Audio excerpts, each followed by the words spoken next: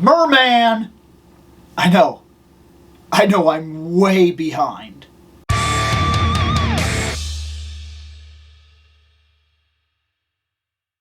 Okay, so for anybody that's new, that doesn't know, I'm sometimes behind on the whole toys thing. I get them when I get them. Hey, that's the way I feel about it, and honestly, I think everybody should. I understand the grind, and I understand jumping in and getting things as quickly as you can, especially because you don't want to pay those aftermarket prices on some figures.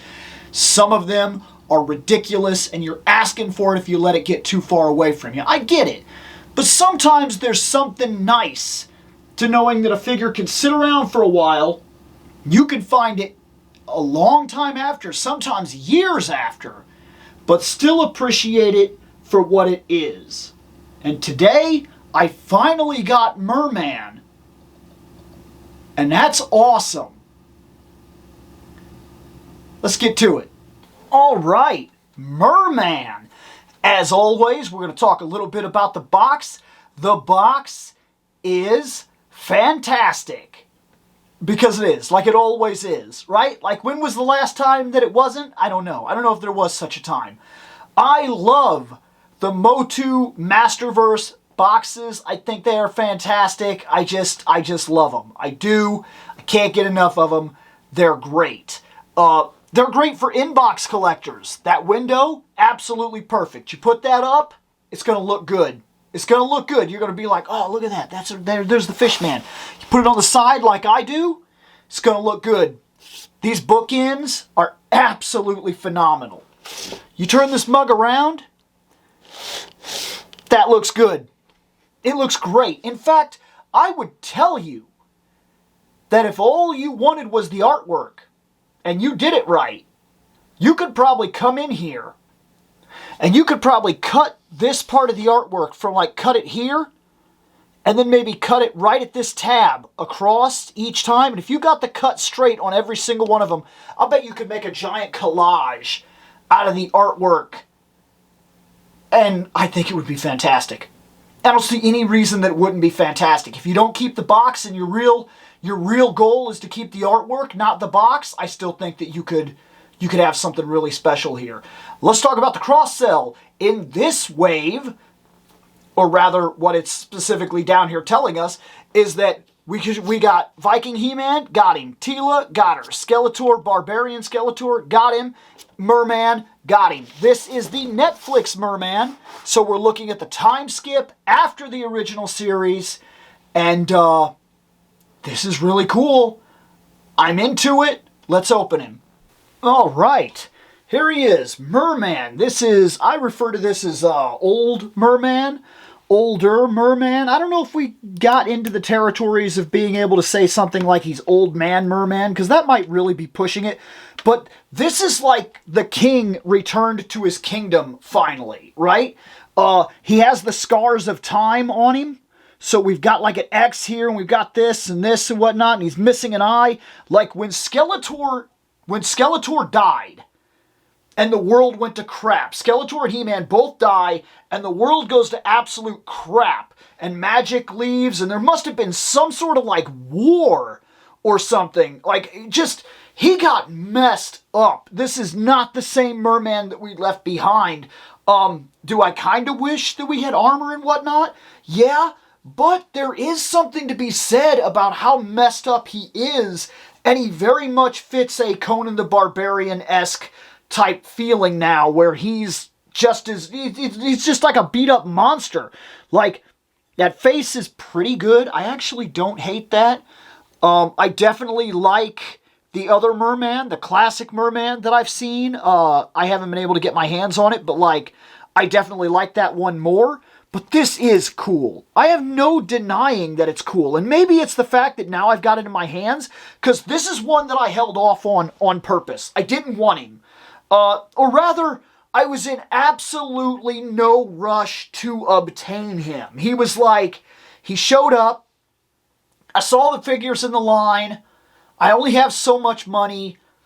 By the time I got in, I was so far behind on the line that it was going to take real money to catch up, and I had to buy a couple of things at above value, and I was collecting Origins and Masterverse at the same time, and that was a money drop. So I made a decision. No Merman. I'll get him later, I said. Did that pay off? He was $12. Maybe that makes me appreciate him a little more. It's not impossible. $12 is the kind of price tag where after you pay it, you're kind of okay with what you get, right? So maybe there's something to be said about the fact that he didn't cost me that much, so I'm willing to forgive some of his flaws and how plain he is. But at the same time, I like plain, muscle-bound, beat-up characters with scars and things like that. I like this. I think that looks really good on him. The details that they give us work. We got different hands here. We got these flipper hands that are very much like Creature from the Black Lagoon, which I'm into. We have punching hands for punching. We have 2 weapons with this guy. One weapon we have is a straight-up, I'm the king, Aquaman scepter-esque thing, pitchfork deal. It's not long enough. You know what? You know how I feel about these. These need to be long enough to touch the ground. Let me see if I can't fix this elbow-wise, maybe. No, I can't. This is it. This is as far down as it goes. This is that's a problem. I don't like when these aren't long enough. So that bothers me a little bit, but not enough to like absolutely like turn me against it or whatever. There's that. And then of course he has a pretty cool sword. I'd say it's not as cool as the coral sword that he gets with the classic one, which that classic one is going to be fantastic. But look, there's something to be said for what you can do here when you can produce something that's kind of like this, where he's got this up in the air and he's like coming forward or whatever, and he's taking a battle stance. Let's see what we can get out of him. Kind of turn him a little bit. Maybe put that out like this, right? Keep it like this. Keep it up a little bit. So maybe he's blocking and he's getting ready. Maybe that's it, right? That's battle pose, right? Does that work? Oh, oops. I shot the focus. I don't mind this. I think it is pretty cool. My only complaint is the armor. So what extra armor do I have sitting around? So here's my little MOTU armor collection. Let's see. Got a belt here that isn't going to do anything for him. Knee pads that aren't going to do anything for him. This I don't think looks right on him. What else are we stacking in here? Robot armor. It's not really something. That's probably my best shot at something looking right. Oh, wait. Okay, so there's something to be said for this as well. If he's a king, maybe he looks cool with this kind of emblem thing going on. Does that look right? Does it look cool at all? Does that work for him? It's not bad. It's not a bad look. It's kind of cool. The cape is big and everything. It hangs down. You almost wish you could have got like a thing where it would have clasped in the back. It's cool. It kind of works. I don't hate it, right? Then the more traditional orangey color that kind of might work for him. In order to get this, we're going to have to pop his head off. Boop. We're going to have to unclip that. Unclip it twice. Put that there. Put these here. Put this back on. I don't know. I actually don't think I don't think I like this. It feels off. It feels wrong. Okay, so if I'm not doing that, then on a personal note, if I'm doing anything with him, he's either going to stay like this, because I don't hate this minimalistic like, look about him, right? I'm kind of into this. I even kind of like this battle pose that I got going right now. I don't think that's all that bad. But if I absolutely have to add look to him, if I have to give him armor, I think that actually looks cooler. It clashes a little bit because orange is definitely more his like color grade with his armor, but this isn't bad.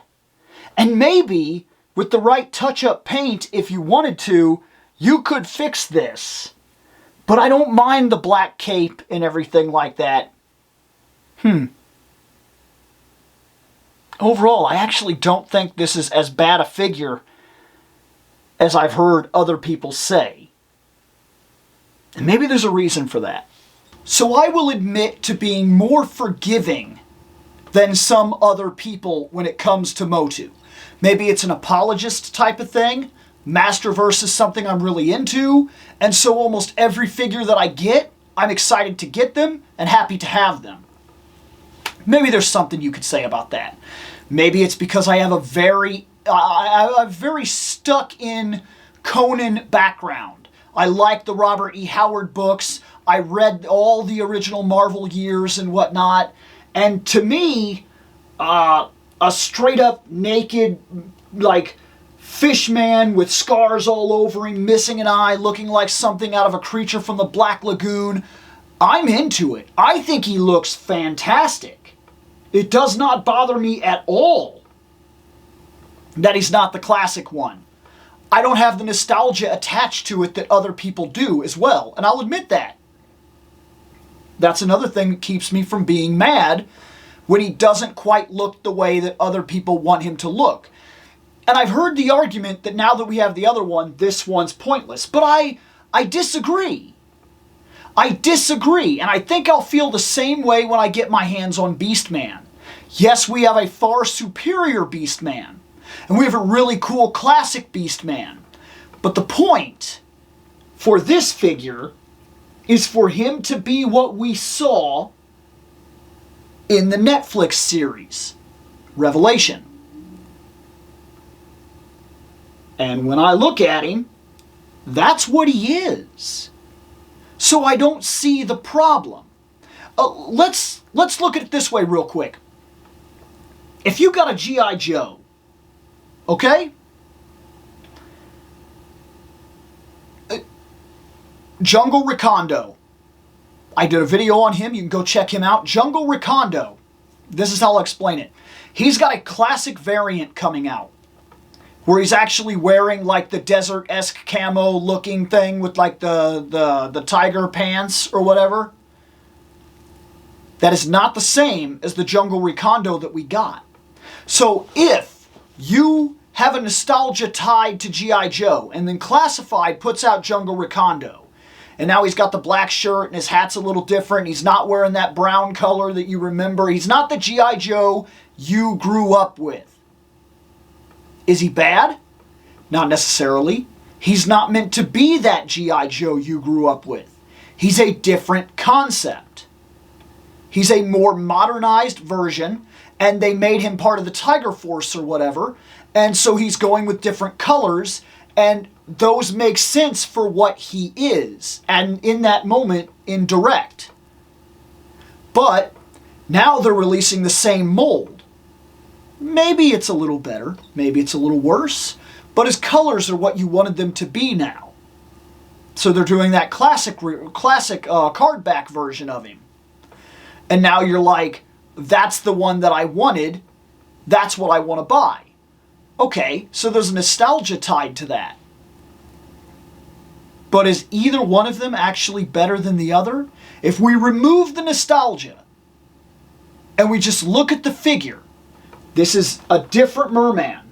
So if I get the new Merman, the classic one that I've been seeing, if I get him, he's not going to devalue this one because this one is still what I want him to be. A time skip, ravaged by time, older Merman. He has spent a little while without Skeletor. He has basically had to reclaim his kingdom and the respect of his people, it looked like. And he looked like it's been rough to do it. Maybe when he went back home, as a villain. He didn't go home to a bunch of people that wanted him to take back over or even be a part of them anymore. And maybe he had to reclaim his throne, and it was hard to do. And maybe it really cost him to do it. And maybe there's an entire undersea Conan the Barbarian, Cole-type story that we never got to witness. Which would have been unbelievable if we still had Kevin. We don't have Kevin Conroy. That's sad. I'm very curious if we see him again in Revolution, who they'll be casting to take over for his voice. Because talk about having them shoes to fill, right? But either way, I like this guy. And I have no problem putting him on my shelf. And I look forward to getting the next one. Anyways, guys, that's enough. I've added Merman to the shelf. Revelation Merman. Let me get out of here.